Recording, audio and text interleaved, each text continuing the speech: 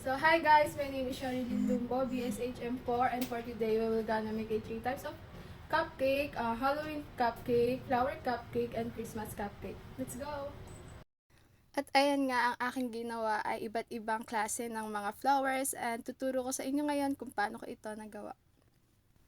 Ayan, gumawa muna ako ng icing. Ang kulay niyan ay purple. Ang gamit ko ay Chef Master and kaya ko siya na-mix ng ganyan kasi ang ginamit ko dyan ay blue and purple. And ayan, ang ginamit kong tip para makabuo tayo ng flower. At ayan, inilagay ko na yung white icing sa loob ng piping bag. Yan yung ginawa kong paraan para makabuo tayo ng magandang design. Yung next naman is purple. At yan, simulan na natin ang pagde-design. Ganyan lang yung ginawa ko para makabuo ng magandang klase ng flowers. Ayan, dire-diretso nyo lang siyang gawin hanggang matapos nyo na yung design na gusto nyo.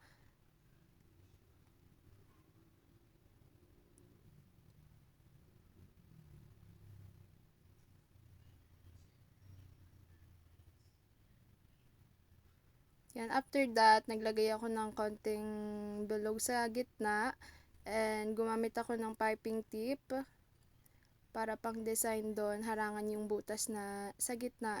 And ayan, dahil tapos na siya, mamaya lalagyan ko na lang siya ng dragis. Lagay muna natin siya sa lalagyanan. Yan, at kumuha ulit ako ng white icing. Ang next natin kasing gagawin ay sunflower design ng cupcake. Yan, kumuha ako ng Chef Master na kulay dilaw.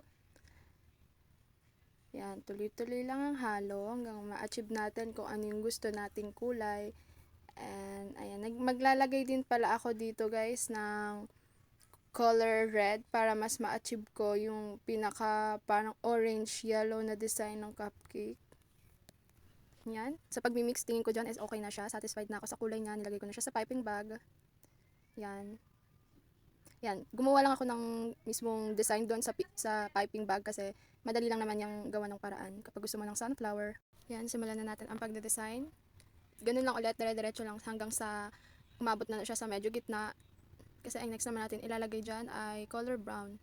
Para mas maging kamukha niya yung kulay ng sunflower and yung ganda niya is mas mangibabaw. Yan, nagkulay ako dyan ng Chef Master na brown. Yan, magdot-dot lang kayo dyan hanggang sa maging okay na siya.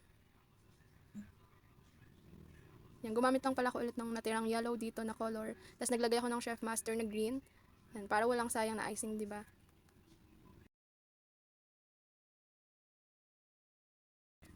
Yan, dire-diretso lang. And that's it. For the final flower naman, ang kulay na gagawin natin is color pink. I use red and slight lang yung nilagay ko dun sa icing para mas maging pink color lang siya. And nilagay ko na siya sa piping bag. By the way guys, may tip din pala akong ginamit dyan. Yan, start na tayo sa pagde-design ng roses at 3 rose pala yung inilagay ko dyan sa isang cupcake para mas maganda siyang tignan. Yan, tuloy-tuloy nyo lang palibot yung pagpapipe nyo. Yan, for the last naman, yan yung ating last. Yan. And gumawa ako ng color green na pang ating dahon para mas magandang tignan yung ating roses.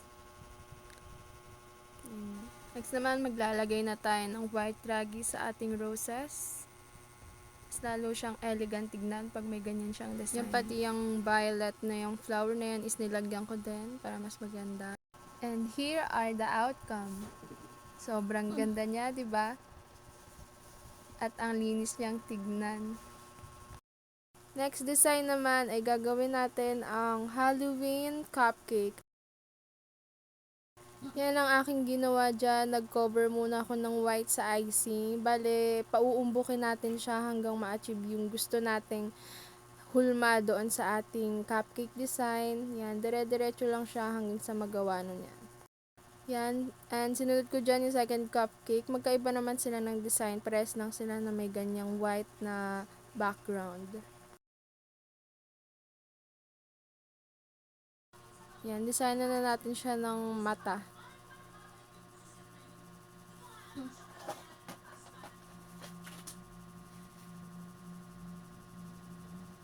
Yung next naman natin gagawin is yung black. Lalagyan natin ng black yung mata niya. And yung red pala sa paligid na yan, naputo lang yung video.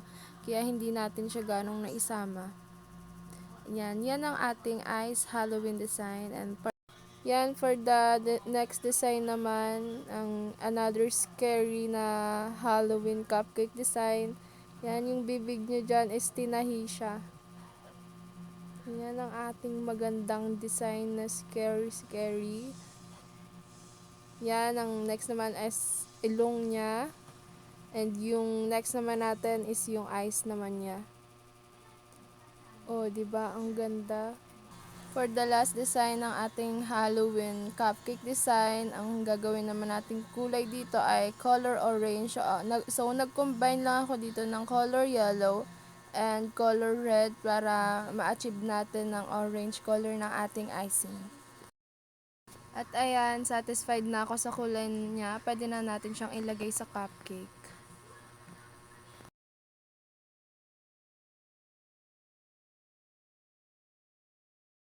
Yan, pakinisin lang natin hanggang sa tingin mo okay na siya lagyan ng design. At ayan, ang ating Halloween pumpkin design. Yan, nilagyan ko siya dyan ng green color ng kanyang hair kagaya sa pumpkin. And that's it. Ganda, di ba? Maganda na at ang linis niya pang tignan. For the last design, Christmas cupcake. At ayan, simulan na natin ang paggagawa.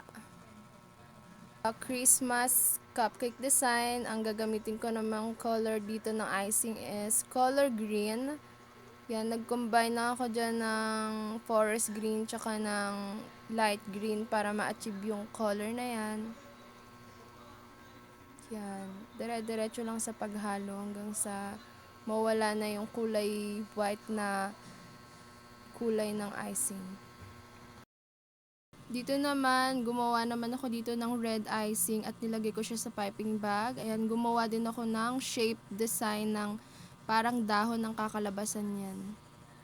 Nilagay ko na siya dyan sa cupcake. But tingin ko mas magandang unahin is yung maliliit na dahon, which is yung color green na unang ginawa natin. Yan, simulan na natin siya. Ginupit ko yung tip at ayan, nilagay-lagay ko na yung mga green na dahon sa paligid ng cupcake. At ayan, nilagay ko na din yung red na design, which is yung mga malalaking dahon. Yan, ang ganda-ganda niyan tignan. At ayan, nilagyan ko naman siya ng gold draggies para mas lalong gumanda siyang tignan. At magaya yung ating gustong design. Next design naman, ang Christmas cupcake design. Christmas tree yan at palibot lang siya sa yung paulit-ulit at lagyan naman natin siya ng star sa taas at lagyan natin siya ng iba't iba pang draggies, which is yung color white and color red para mas magaya at mas maganda natin ang ating cupcake. Yan, dire-diretso lang sa paglalagay hanggang sa tingin mo satisfied ka na dun sa design. Yan. For the last Christmas cupcake design, gumamit ulit tayo dyan ng tip. At ayan, nilagay ko ulit yung green na ginawa natin kanina. And design na ulit natin siya. Yan, palibutan lang natin siya ng ganyang klaseng design hanggang sa umabot na siya hanggang dun sa dulo. Next naman, ang ilalagay ko dyan sa top is yung ribbon design ng ating parol inspo. Yan, nilagyan ko pala siya dyan ng iba't ibang klase ng draggies, mga edible draggies. May gold, may red, may white. Yan, hanggang sa tingin mo okay na siya. And here are the outcome of our Christmas cupcake design. Ang ganda at ang linis, diba?